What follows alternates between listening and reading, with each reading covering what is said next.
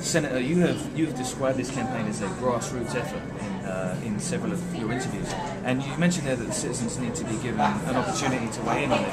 But in the last grassroots effort, they did have that opportunity, and not enough people wanted to have this election. So, how is going outside Portland to recruit a set of outside Portland paid signature gatherers in line with that idea that the citizens haven't already spoken and that this is a grassroots effort? You must have some information that I don't have about going outside of Portland. Well, as I mentioned, Ross Day has been very... This is a Portland-based campaign. Yes. This is about reaching the citizens of Portland so that they can have their say. So you're saying that you're going to employ a signature gathering firm inside Portland that's based here in Portland? What I'm saying is that decision has not been reached yet. We'll release that information next week. Mm-hmm. We're relying on volunteers who are here in the city of Portland who are already in our database. Yeah. So how is this different from the last effort then? I mean, it'll have a broader reach. We'll be able to reach more citizens in the city of Portland. It's the voters in the city of Portland that we are attempting to reach, and will be successful. So from what I've heard you say there, it sounds like there is a possibility that this campaign won't be using paid signature gatherers at all. I didn't say that. So in that case, how is this still a grassroots effort? Did you not hear me say that we had 700 volunteers from the previous campaign, so and those, that they would be also involved? I did hear you say and that. We've got a couple more minutes, and then I've got to... Sure. So those were the volunteers who were part of the last campaign. That's right, and they'll be involved in this.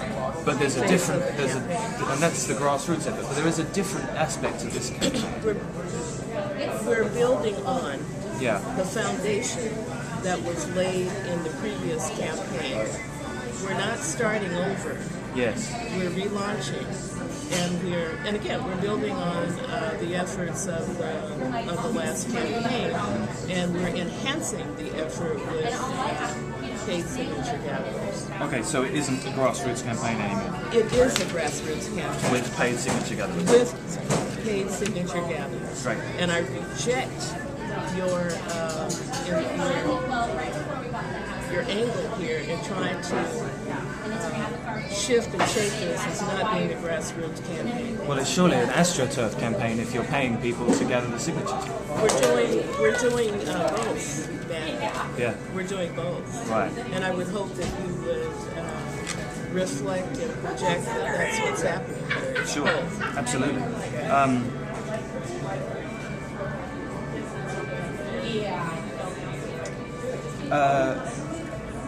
Tim Boyle has been a very heavy donator to the No on 66 and 67 campaign.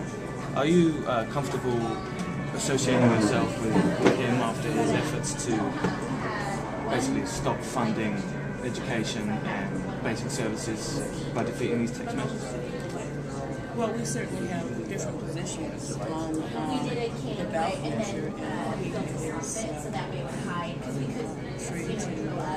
And again, this is not about.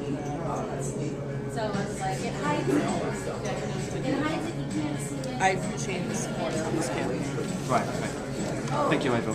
So it seems like you had to leave. Shortly. Yeah. Okay.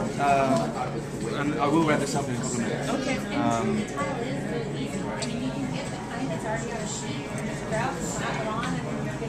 So, when the Secretary of State's office reports who's donated, you mentioned that you're going to put out a statement in a week saying who's donated to this campaign. Who among the donors will be a surprise to us? We know about Ron Tonkin, we know about Tim Boyle. And finally, how many people are currently involved in this campaign? Just with the strategy side. Well, there are hundreds of people involved in the campaign. Yeah. There are several, and you'll have a report next week that lays out the details. It seems like the second recall is releasing information in drips, and that you guys have come out this week basically saying we're going to do this, but not actually telling us how you're going to fund it, who's going to be gathering the signatures and things like that. Why was the decision taken to do the information release in that way?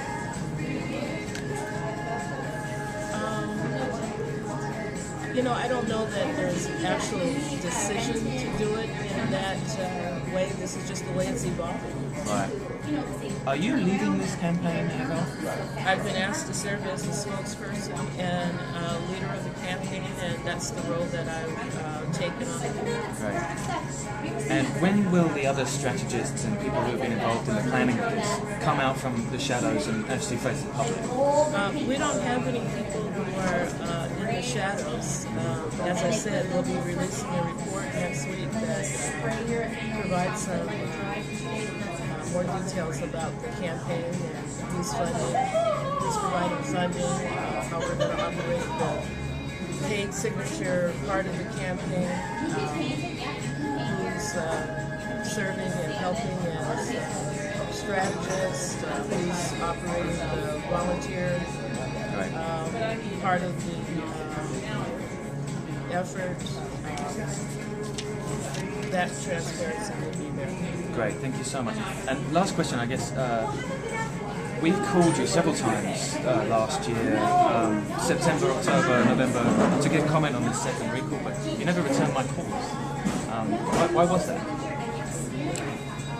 I don't remember what was going on during the time. It was, you suggested in the phone call that you left for me that I was trying not to talk to you. Yeah, well, it did feel like you were playing favourites. I don't play favorites. Right. Okay. So you did give an interview to Just Out and the Tribune last November, but you didn't return my calls around that same period of time. So how is that not playing favourite?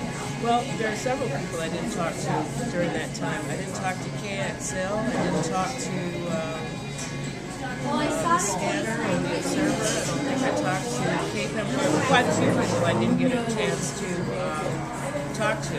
Right, but the Tribune and Just Out were amongst the most vociferous in calling for Adam's resignation. So there did seem to me a kind of an effort to talk to favourable journalists. Well, that's your perception. And Yeah. what I would say to you, Matt, that if I didn't want to talk to you, we wouldn't be talking now. Right. So will you continue to talk to me? I will continue to talk to you. Great. Fantastic. I appreciate it. Avel, thank you so much. Thank you Appreciate your very time. much.